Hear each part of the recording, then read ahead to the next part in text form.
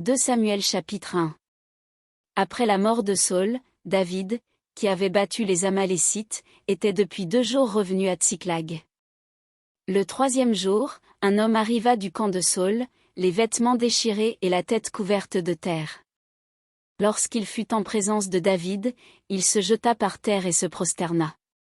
David lui dit, « D'où viens-tu » Et il lui répondit, « Je me suis sauvé du camp d'Israël. » David lui dit, « Que s'est-il passé ?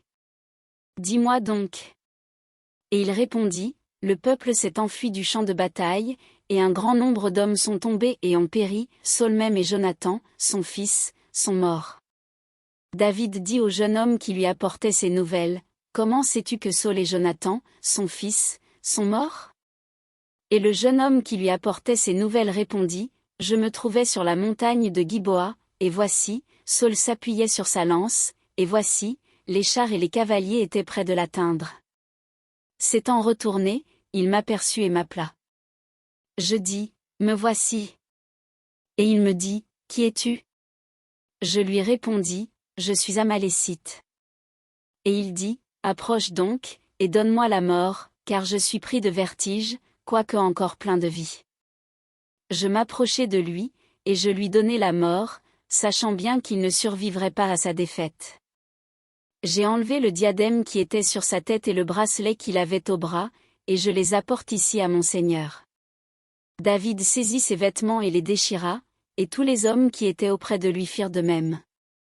Ils furent dans le deuil, pleurèrent et jeûnèrent jusqu'au soir, à cause de Saül, de Jonathan, son fils, du peuple de l'Éternel, et de la maison d'Israël, parce qu'ils étaient tombés par l'épée. David dit au jeune homme qui lui avait apporté ces nouvelles, « D'où es-tu » Et il répondit, « Je suis le fils d'un étranger, d'un Amalécite. » David lui dit, « Comment n'as-tu pas craint de porter la main sur loin de l'Éternel et de lui donner la mort » Et David appela l'un de ses gens, et dit, « Approche, et tue-le. » Cet homme frappa l'Amalécite, qui mourut. Et David lui dit, « Que ton sang retombe sur ta tête, car ta bouche a déposé contre toi, puisque tu as dit, j'ai donné la mort à loin de l'Éternel. » Voici le cantique funèbre que David composa sur Saül et sur Jonathan, son fils, et qu'il ordonna d'enseigner aux enfants de Juda. C'est le cantique de l'arc, il est écrit dans le livre du juste. L'élite d'Israël a succombé sur tes collines.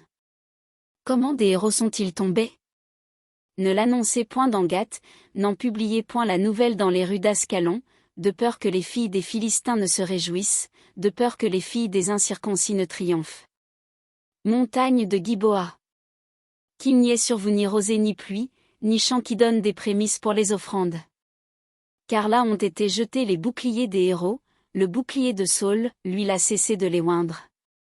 Devant le sang des blessés, devant la graisse des plus vaillants, l'arc de Jonathan n'a jamais reculé, et l'épée de Saül ne retournait point à vide.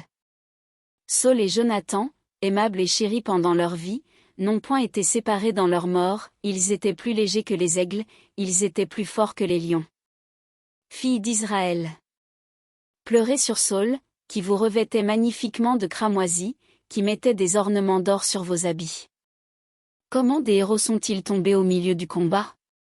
Comment Jonathan a-t-il succombé sur tes collines ? Je suis dans la douleur à cause de toi, Jonathan, mon frère.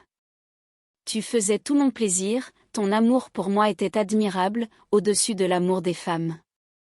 Comment des héros sont-ils tombés ? Comment leurs armes se sont-elles perdues ?